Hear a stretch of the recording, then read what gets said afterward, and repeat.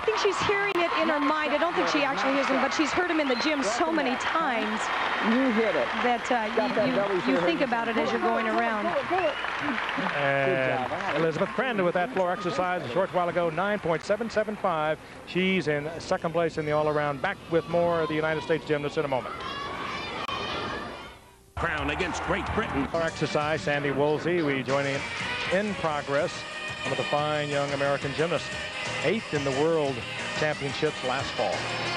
And given the fact that Sandy came into this competition with somewhat of a handicap, she hasn't been able to work out in 12 days because she bruised her sternum doing a dismount off the balance beam. She has done a very good job. Sandy needs a 9.675 to move into third place. Now she cannot catch Wendy Bruce. Come on. Or let's go. She cannot also catch Elizabeth Crandon. She can move into third place. All right. And the one move at the end of her routine that she was a little concerned about, she really nailed. And a brand new routine and a good exercise, a little break on the second tumbling run. Big double. Her coach, Stormy Eaton, he is wearing a microphone. You'll hear this exchange. Good job, good job. You weren't ready for that floor, huh? Hey, well, I'm just happy you got through this meet because it's Sandy Woolsey. You did really good. For not working out, you did really good. 9.675.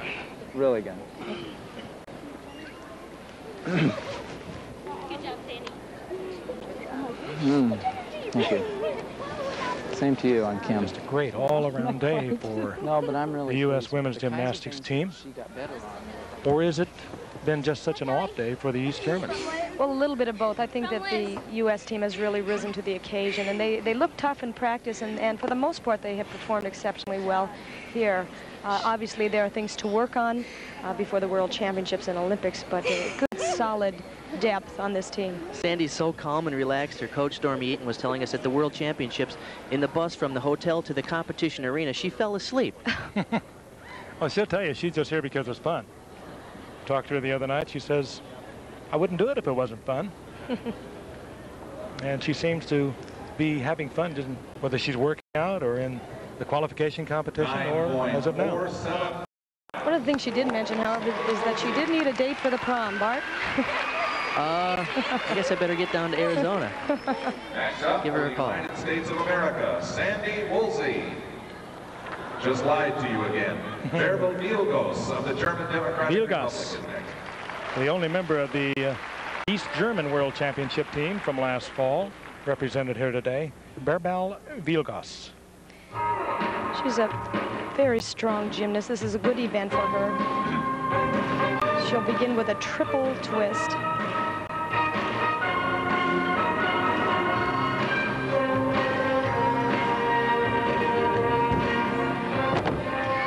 Just barely made it around there. Not enough deduction, I think, for the judges to take off.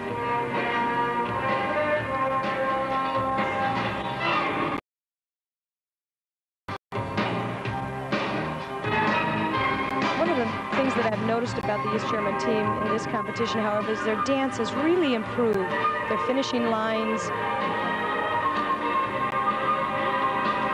Mielgos was tied for 6th coming in to this 4th rotation. Of course, they have 3 tumbling runs. Very nice.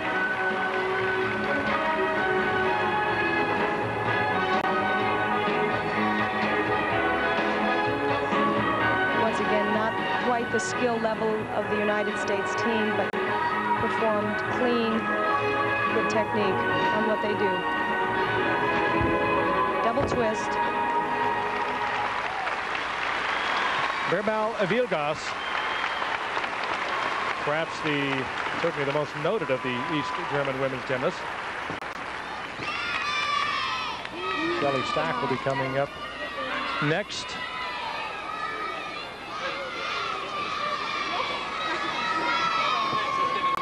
Mielgos being congratulated on her performance. But a superb day for the U.S. women's competition, particularly since Brandy Johnson is not here. Neither is Kim Zameskel, the 2 big names in the world of women's gymnastics as far as the United States is concerned. And of course, Bella Caroli, and no meet is quite the same without the presence of the big bear, Bella Caroli. Vilgas 9.85. Competitor up from the United States of America, Shelley Stack. Excellent performance by Vilgas.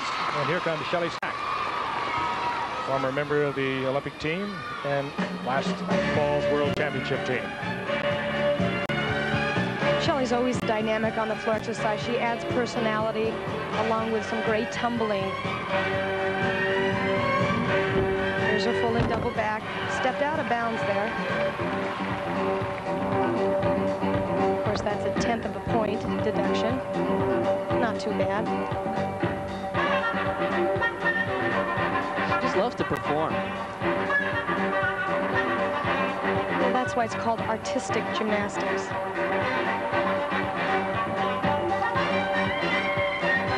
Shelley, as I mentioned, a member of the '88 Olympic team, and she will tell you straight out she certainly wants to represent the United States in the '92 Olympics in Barcelona, and she says she's regained her motivation that she kind of lost after the '88 games.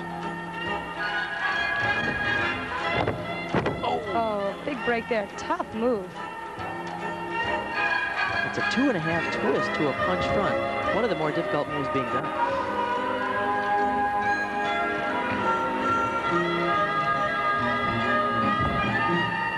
Round off full twisting back handspring step out there, and her last tumbling run. I think these gymnasts are a little bit tired. They had a qualifying competition yesterday. Had to go through 4 routines, 4 today. I think it's catching up with them here at the end. Not what I'm sure Shelley Stack expected from her floor exercise performance. There's her coach, Kevin Weekland, who is one of the assistants to Don Peters. And let's see what happens here. She does the round off.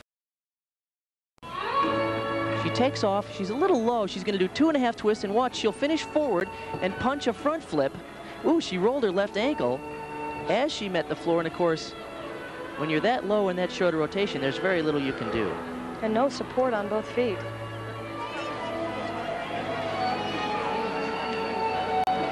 As we wind down, let's take a look at the final.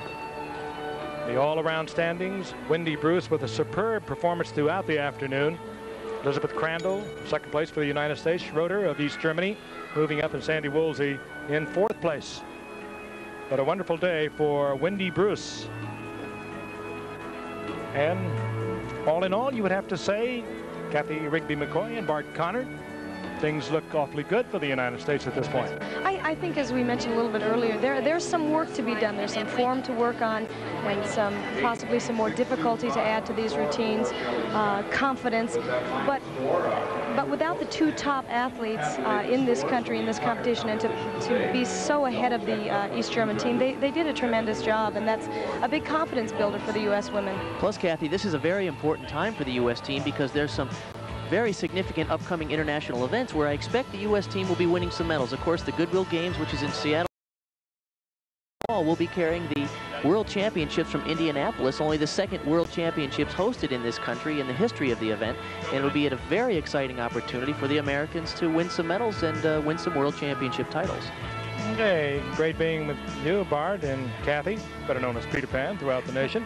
Take a look at the final team standings. The United States with quite a victory over East Germany.